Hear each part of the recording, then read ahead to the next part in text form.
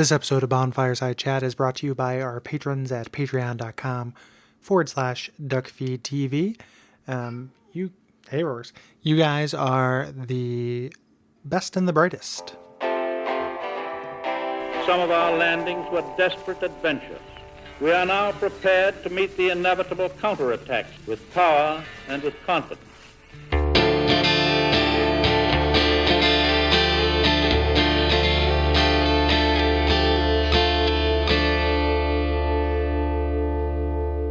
My name is Gary Butterfield. My name is Kole Ross. And you're listening to Bonfireside Chat. It is a totally free and liberated favorite.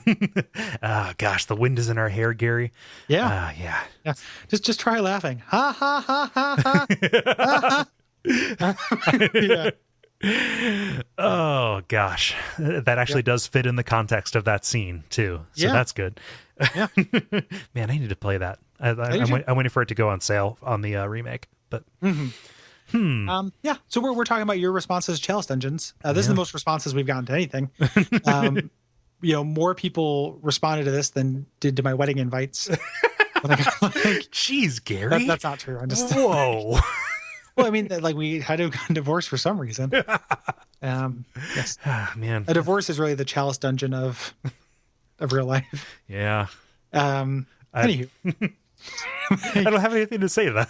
No, it's not, there's nothing to say about it. It's just Chalice fatigue, Chalice talking fatigue. But yeah, we wide and varied opinions on Chalice Dungeons, and we're gonna read them. We're going to do that. We have some rapid fire responses here at the start that we're just going to kind of read and then offer a small comment on, and then go back and forth and bounce them. So we have So Hosnick from the Facebook page saying they were pretty cool. Also had the toughest boss. That could have been literally 7 of them. Yeah, that's a no and yes, respectively. Yeah, and we get these kind of these super short responses and other things too, and we don't always include them.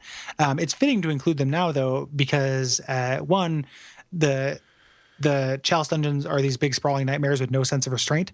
So why should we? And then two, just because we want to give, since this is like a controversial or at least an antagonistic episode, we want to give fair consideration to dissenting opinions. Yeah. Martin Bradshaw says via Facebook, I didn't get the point of them. They felt like they added nothing. Cornmeal, man. Yeah, cornmeal. Cornmeal in your dick. Angel or Angel Mirabal writes in via Facebook saying, I like them. It was additional stuff to do while waiting for the DLC. I could see that. Like, if you had finished this and were curious about something that was in there, maybe going in, but like, oh boy, if you just kept on playing. If Bloodborne had more of, like, if it was closer to what I want in a Souls game, that time would have been better spent trying a different build. Like, that's what I did while waiting for the DLCs for other games in the series. But this game doesn't allow that. So I guess Chalice Dungeons are the alternative to that. When did this become sexier than this? Has science gone too far? Yes, it's gone too far. There's one weird trick that Miyazaki doesn't want you to know. Kylo Pascal says, I basically ended up how I expected. From is good, but there just isn't enough bleed between their usual MO and good roguelikes. Yeah. And that's a good point. Like, right? Like I'm on the record on recording as being like, I'm pretty excited about Chalice Dungeons. It's like Isaac mixed with Bloodborne without really stopping to think what that might look like. And that those games, I love them for very different reasons. And those two design philosophies are really antithetical. Like, roguelike elements don't work, really. Like, there's a sense of permadeath. There's like a kind of, it means the opposite of permadeath, but there is like a death with consequence. But the rest of the things that are hallmarks of the roguelike genre are not what From does. Yeah. So I would agree with Kylo there. For sure. Let's see here. Christopher Truitt writes in via Facebook saying, good way to farm and level up. The idea of different weapons and new enemies was fun. Bloodborne especially was a simplification, giving fewer options for more precise content. So this is an argument I've seen a bunch on the Slack too, was that the idea that Bloodborne having fewer builds and limiting your playstyle was kind of a nod towards kind of Castlevania style level design, where they could design encounters around it because they knew which way you were approaching, which I think is the idea, but I feel like they just didn't do that. And those are the times we're calling that out, right? Like the encounters in the Chalice Dungeons we're complaining about, or the bosses we're complaining about, are not designed to the approach you're going to take. Like, and they have less of an excuse. They know which approach you're going to take. They don't have to be. Also, like, I feel like that argument presupposes and overvalues the idea of balance in a single player campaign, where balance is kind of boring in a single player campaign. Like you want, like the most fun you can have, or not the most fun, but a really fun thing to do is kind of create imbalance or break a game system or something like that in ways that don't make it steamroll it, but like can steamroll parts of it, right? Like in Dark Souls 1, like sorcery builds are really fun. It is easier to play sorcery for a lot of it, but there are also bosses that are harder with sorcery. Like I died against Seath with my sorcerer like a dozen times, whereas my main character was never that much of a problem. So it just changes the landscape. It doesn't make it, it unbalances it in a way that ends up kind of balancing out, if that makes sense. And I'm in favor of that. This is a time where the series' reputation for difficulty works against it. Kind of like charging into the graveyard in Dark Souls 1 and thinking, well, this is just the way it is. And trying to power through that. Outside of Bloodborne, if something is really hard, you can, the smart player will adapt their strategy, pick out a new weapon, try out something different. That is less rewarding here when there's nothing else to go to. What are these new strategies you're going to, like, there's nothing else to go to. What are these new strategies you're going to pick? Like, the game doesn't want you to switch weapons. You're given very limited upgrade materials. They train you to use a weapon. And if you have certain high powered gems, they're not going to work on your other weapons anyway. There's no option to respec if you're spec'd for a certain kind of thing. Like the game doesn't want, like, it limits your ability to change up your approaches, which is a fundamental Souls thing. And this game isn't as interested in it. Which is a bummer. So you're left with no option but to, push. Just extrude through. Hashtag filled with determination. What? I'm making fun of Undertale. Okay. So I'm bringing that up because fuck it. Like, I had a rough day. Like, bring it, nerds. I'm over here. So. Is this you or me? This is going to be you. Okay. Dalo Relance via Facebook says, the Chalice Dungeons are the blood memories of those who explored those dungeons deep below. Okay. I mean, a ritual to like raise that up. I mean, I could see that as a medium.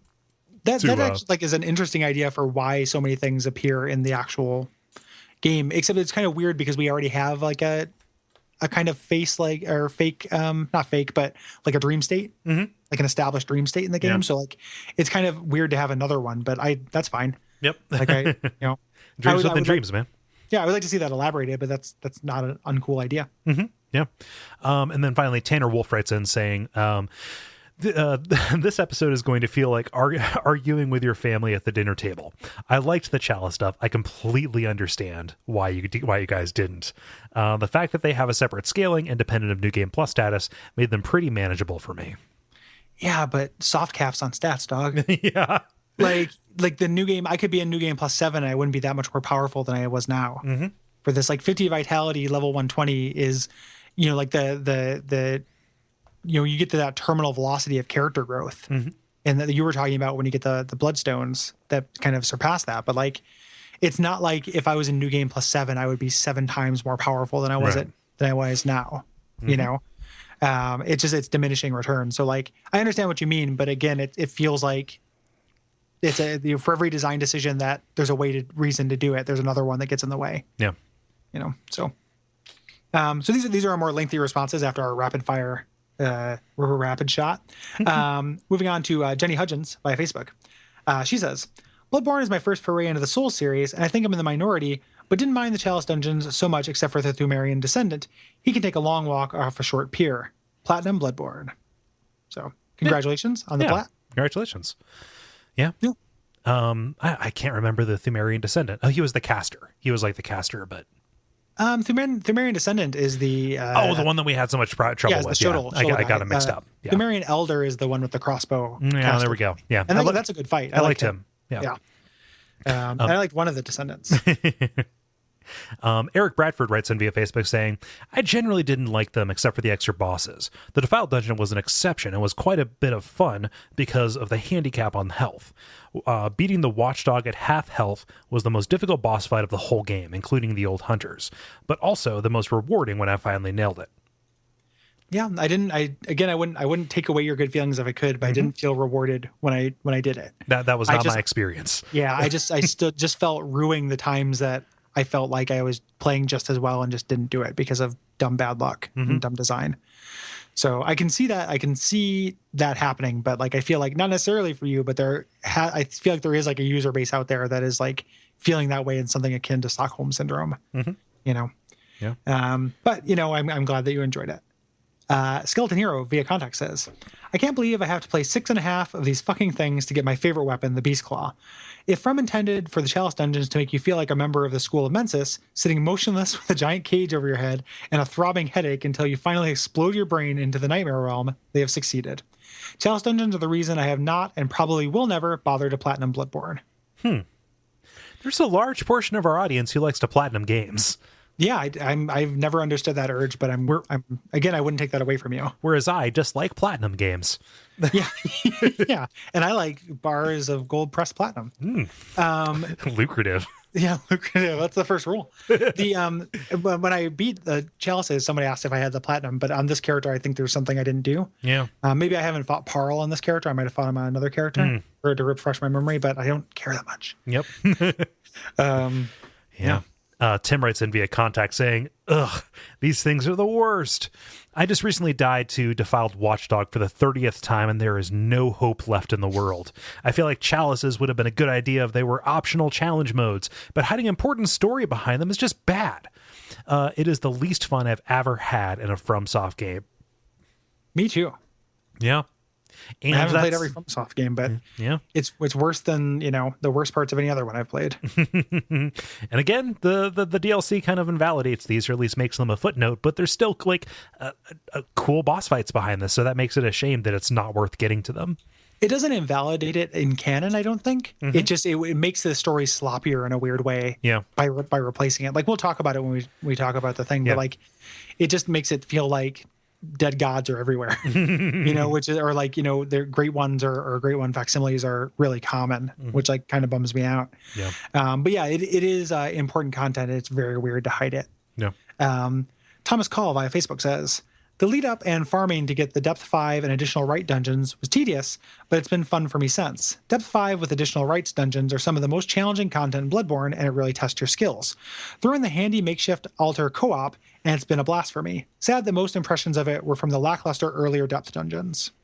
When I talk to Allison and Jeremy, when they say that they like Chalice Dungeons, like usually they will say that the story ones are pretty shitty, and that there's more fun to be had in the kind of random ones. I did one random one in the interest of due diligence. Like I created an Eyes Chalice dungeon, and like I kind of could see what they meant. Like there were some new just layouts. Like I fought a guy and he was in a different arena. Yep. You know, like you can kind of see that they do the random, whatever algorithm they use can create some interesting situations. Yeah. So I can see people digging that. And Jeremy said you run into weird enemies, you know, that you don't run into otherwise. And that's cool. Yeah. It's just a lot to go through to get a little, I feel like. Yeah. I did the same with Lower Thumaru, which is kind of like the last, you know, tile set that really feels like it's kind of balanced well to me. Like I had fun in Lower Thumaru. Yeah. But I didn't notice enough, you know, different in the random. But, you know, it's random, so I could have just gotten a bum roll. Yeah. Yep. Yeah. Let's see here. Dalton writes in via contact saying, I feel like the worst part of the Chalice Dungeons is that I really have nothing unique to say about them. I have a feeling everyone's responses will either be stating that Chalice Dungeons are stale and repetitive, or defending them for not encroaching, on the main game. There are so many unique events and situations that can be discussed in detail in every Bloodborne area. Everyone has a favorite. In the Chalice Dungeons, it's just, remember that cool part where you're fighting the 5 identical undead enemies in that dark, empty room? Or, I really enjoyed walking through that one room with the stairs for the 15th time. It's all the same. That's probably the gravest sin that they commit, right? Yeah. It's a bigger spike. The defiled bosses that I feel like are bad is a way bigger individual problem. Yeah. But in the balance, the fact that I went through the same room so many dozens of times with identical situations is probably like the biggest crime that they commit, or at least the most inexplicable one. Like FromSoft making some sacrifices in pursuit of difficulty for an optional challenge thing, like, is frustrating. because I don't feel like it's a very smart decision, but at least it's a decision, you know? Like, it's very hard for me to imagine anyone choosing to just like, hey, this is just a bunch of dead ends, a bunch of just rooms with guys, and you get 2 bullets from going down there, you know? Like, that stuff I just don't get at all.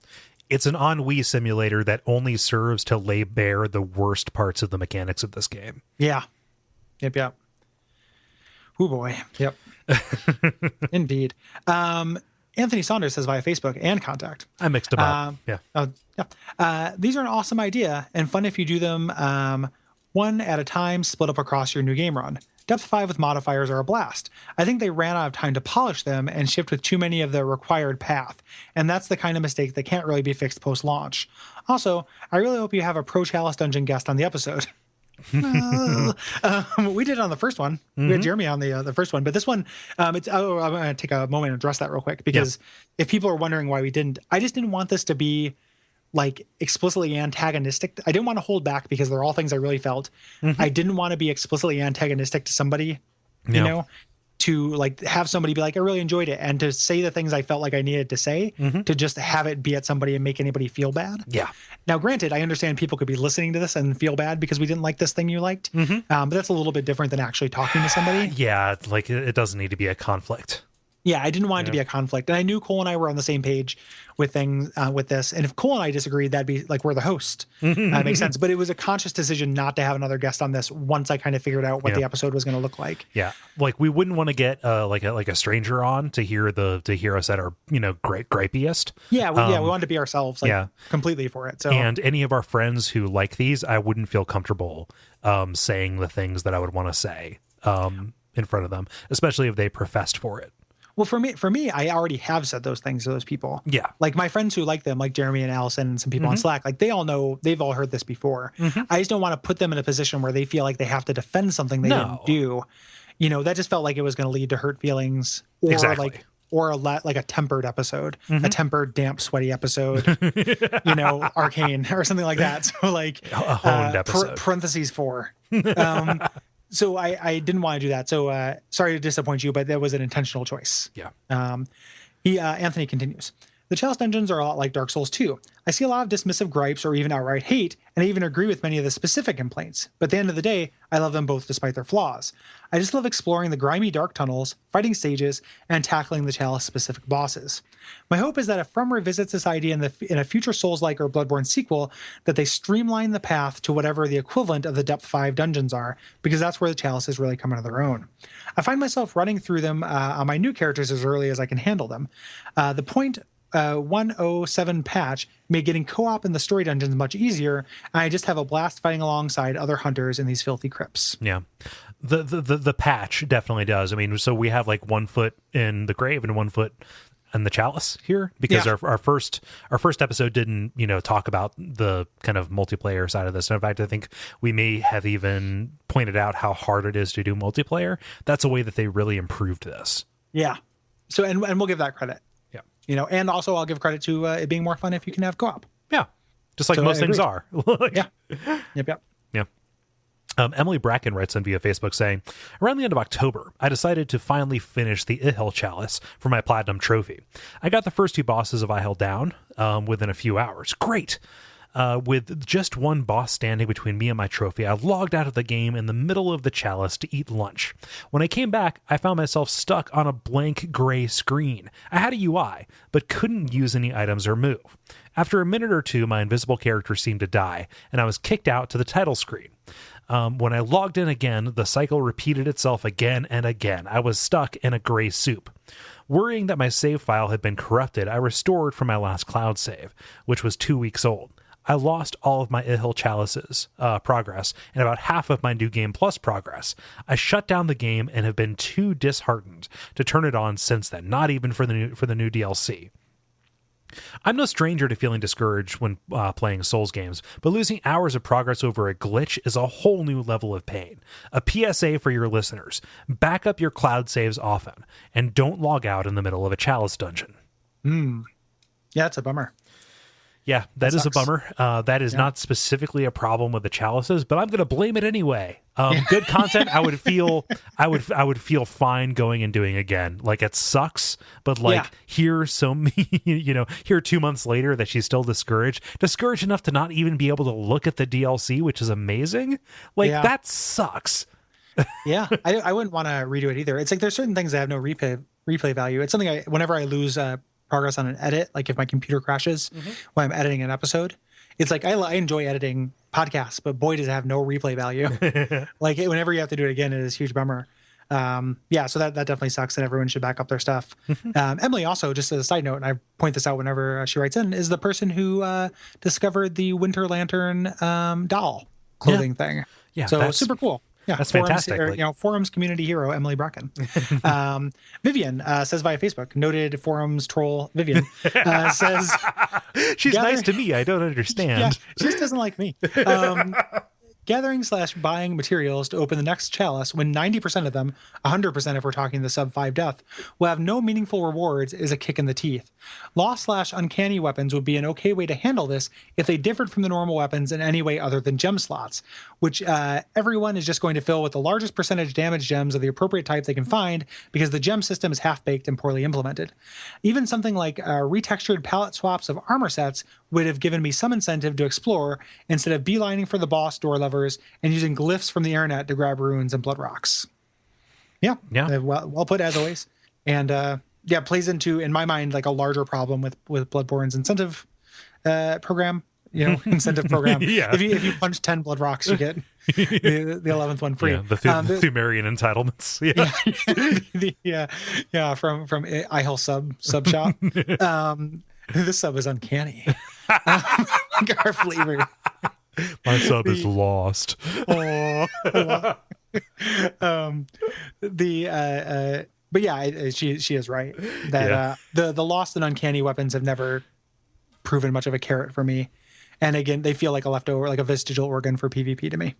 Yeah, for sure. But if they had like made cosmetic changes to gear and hid them in here, I could see it for Fashion Souls. God, no! People would go bat ape for that shit.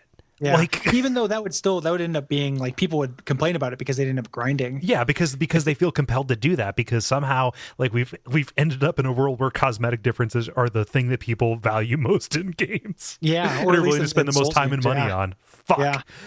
Yeah. What a world. What a world. Sexier than this. Is From gone too far? Yeah. Steven writes in via Facebook saying, the idea of the Chalice Dungeons is cooler than the general execution. If they had cut out the Hintertomb Chalice and maybe a layer in each dungeon with higher quantities of ritual materials found elsewhere, maybe people wouldn't be so down on them, since the Eyes and Lauren Chalices have different configurations and more interesting enemies. That being said, I enjoyed my time well enough with them as roguelike-esque runs. Roguelike-esque, wow, with my Bloodborne character. I can't imagine having to do them with any kind of obligation or deadline in mind, though. Thank you guys sincerely for your commitment to the show. Oh, well, hopefully you still feel that way after the episode. Yeah. Because I don't think we were very gracious about it. Like,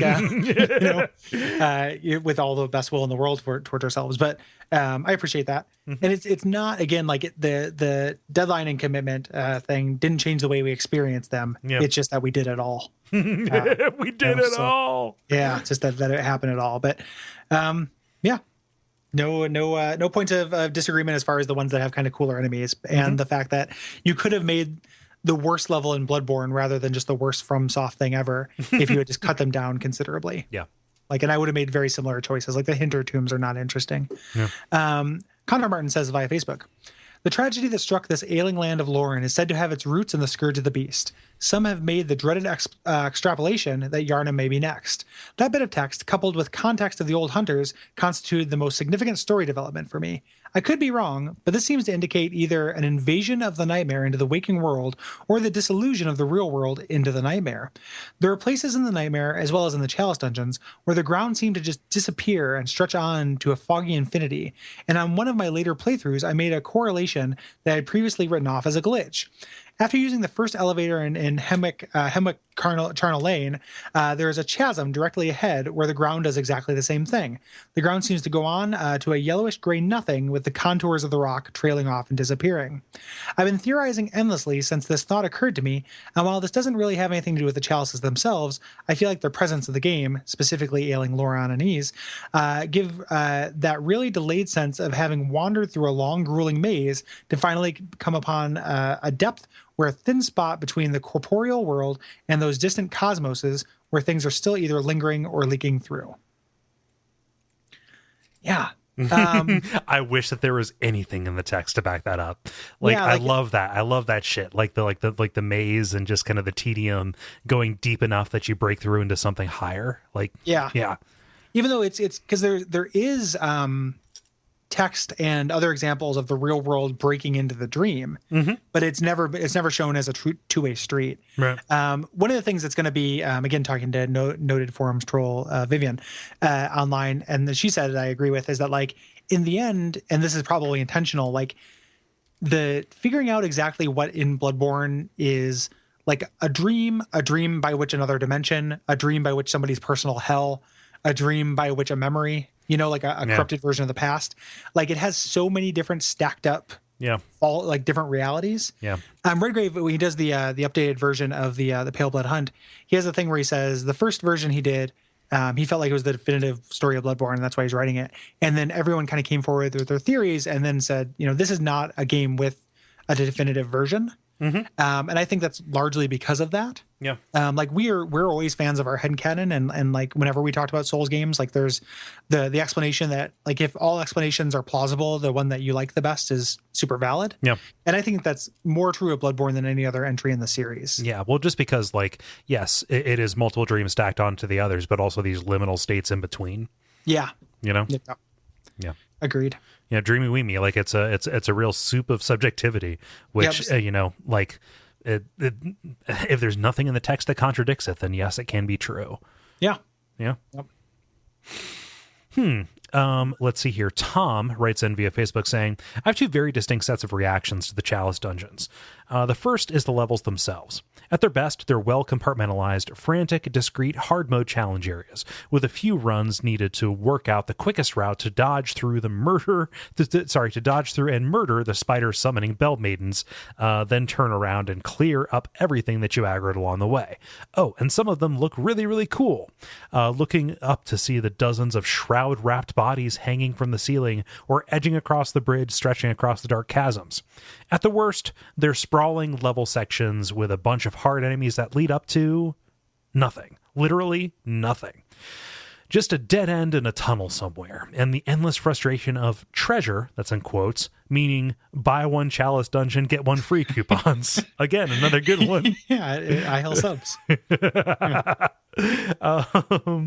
And then there are the bosses. A couple of them were just frustrating. I'm looking at you, Defiled Chalice Watchdog, but some of them were among the most challenging and satisfying fights in the game, particularly when I managed a fight solo that I'd been struggling with, like Defiled Amygdala. And the Yharnam fight was well balanced, not too hard, and thematically and visually incredibly striking. Overall, I'm glad that I got to do the really cool parts, but I do wish the past the parcel wrapping paper layers in the way of them had been less numerous and less coated in pain-inducing neurotoxins. Yeah. I think we all agree that just less would have been great. Because I don't think at no point were Cole and I ever arguing that there's nothing good in them. Yep. And I agree largely on the things that you like about them too. Nick says eye contact. As a Souls virgin who simply could not get enough after the credits are rolled, I enjoyed the Chalice Dungeons a lot. Sure, they had some very annoying sections, literally any part with spiders, and the repeating format and scenery were quite dull, but I welcomed any chance to fight unique bosses not found in the main game. I feel like the boss battles are the meat of these games, and while the euphoric feeling of finding the shortcut that lets you completely skip the annoying section you just spent the last hour on is merely imitated with the switches, it delivers on what I want. That feeling you get when you find the shortcut pales in comparison to downing a tough boss for the first time. And since there are plenty of brand new bosses to be found, I can easily say that I enjoy the dungeons as a whole. Even the Defiled Chalice, which was a horrible pain in the ass that I would likely not admit that I enjoyed when I was playing it, forced me to approach the game from an angle other than get hit much and heal often, which made me a better player in the process. The final encounter with Yharnam was a cakewalk compared to everything preceding it, but was still a unique and interesting fight that I enjoyed every second of. Bloodborne was my first platinum. Congratulations. Yeah, part of the Plat Club. Yeah.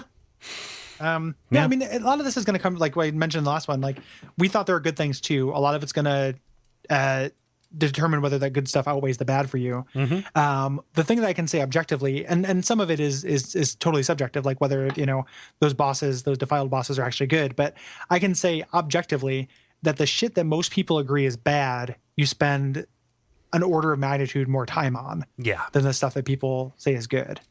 So like, even if you end up liking the bosses, fighting unique bosses is how you're going to spend a very slim minority of your Chalice time. Just a vanishing proportion of this experience. Almost none of it is spent doing that. Like it's what you're going to come away from and remember, but you spend so little actual chronological real estate doing it. It's gross. Yeah. So Joseph writes in via contact saying, I'm probably in the minority on this, but I really liked the Chalice Dungeons. I didn't approach them like I usually approach new Souls content. Instead, I treated them like New Game Plus runs, where I tend to listen to podcasts and experiment with different weapons and items. I was pleasantly surprised by the later Chalices, which introduced new rooms and enemies. Seeing the canyon with the rope bridges or that huge underground swamp for the first time came pretty close to the new area sound experience. I agree that the amount of dungeons required to progress to Yharnam is excessive, which is kind of a bummer. The visuals of this underground necropolis are very evocative and conjure up stories of long-forgotten tombs and catacombs. The Sunken King DLC handled this sort of imagery with a much tighter design, which these levels, of course, lack. I'm not a very competent soulsman. I tend to progress through these games not by skill, but through sheer perseverance. The Defiled Chalice was some next-level shit served as a brief glimpse of the way people like Lobos must perceive these games.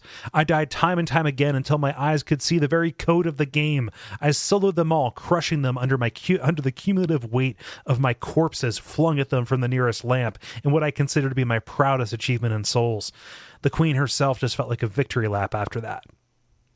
It's interesting. So I always bring this up, but like I don't read these before we record. It's interesting how we can come to the same conclusions, but just feel differently about them. Yep. Because like I talk specifically about being able to like see the code. Like I can see the algorithms that they're fighting. I just felt bad about it. Like it just made me mad and like felt gross. Like it didn't feel like an achievement. It felt like a necessity.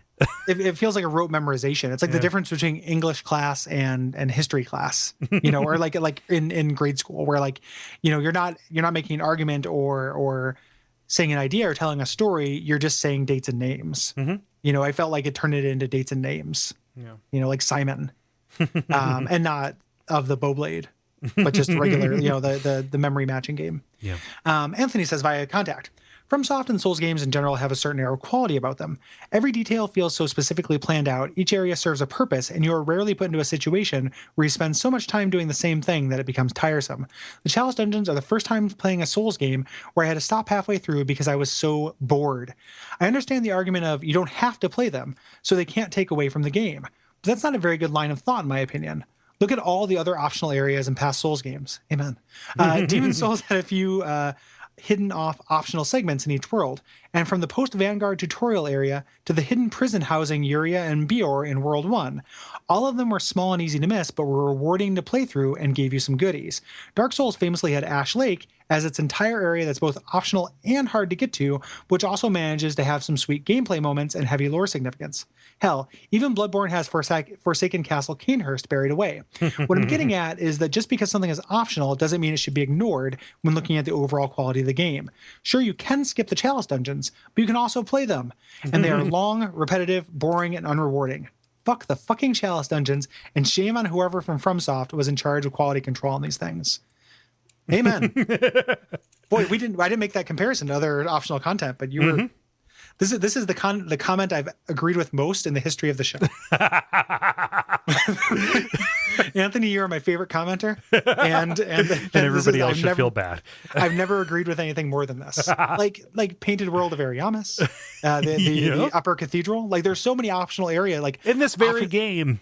Yeah, optional areas that are not an insult. Mm-hmm. Like you are so like that. Boy, thank you for shutting down that counter argument thoroughly and with panache. Yeah, I'm really good at compartmentalizing. Like, I don't think a bad ending will ruin the stuff that came before it most times, right? Like, I can put this thing over here, and I can put this stuff over here, and enjoy the stuff that's over here, and ignore the stuff that's over there most of the time, right? You know, and at least when I'm not looking at the thing holistically. It's optional, so you don't have to do it, and you shouldn't judge the rest of the game by a thing. Only works if you never go in there.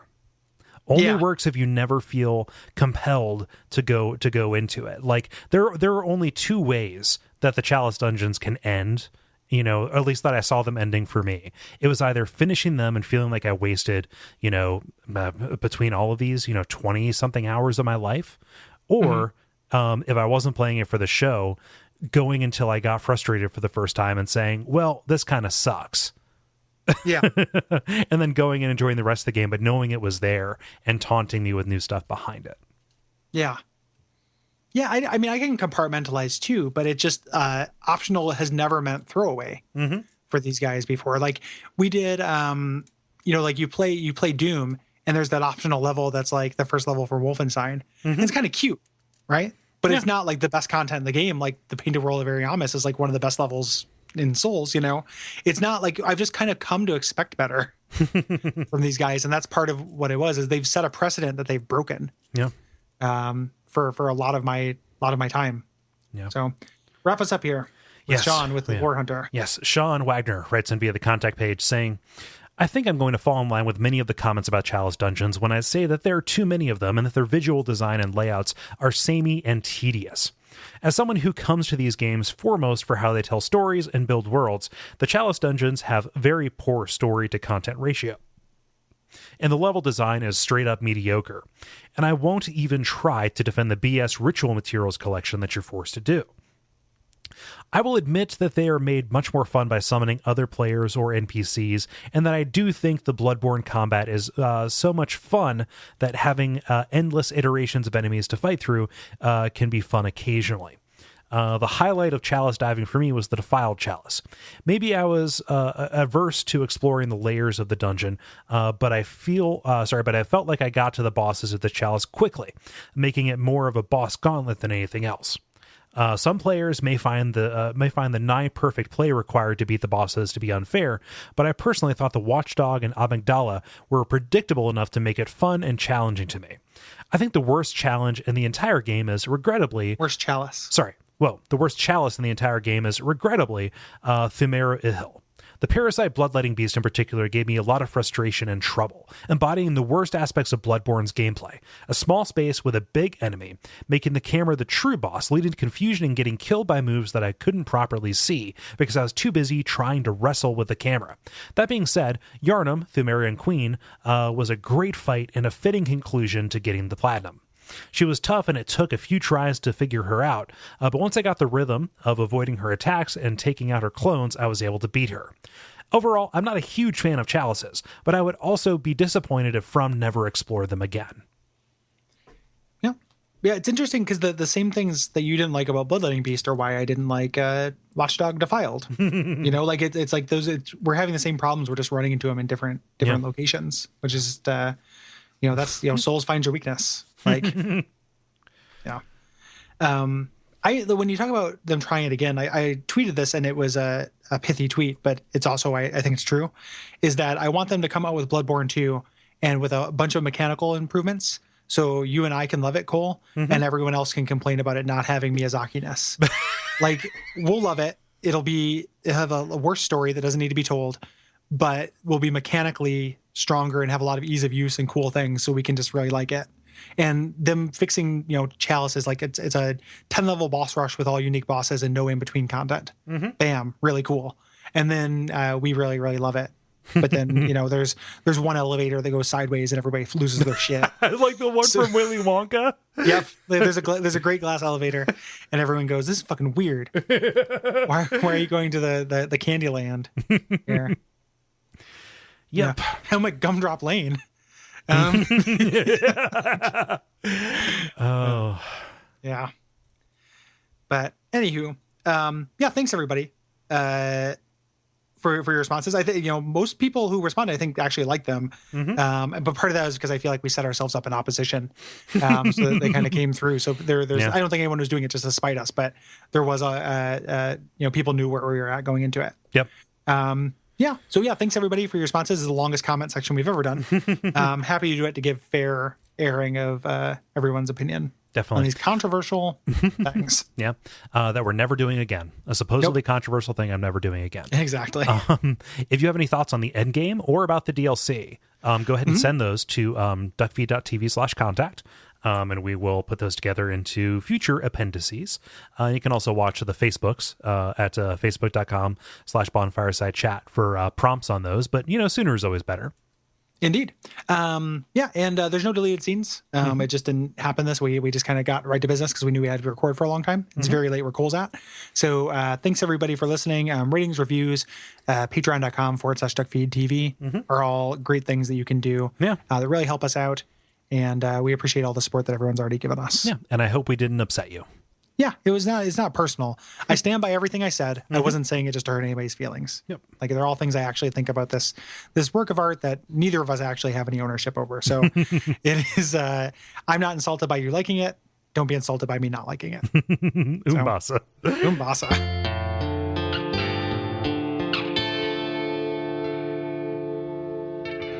And we all pray that we will have far more soon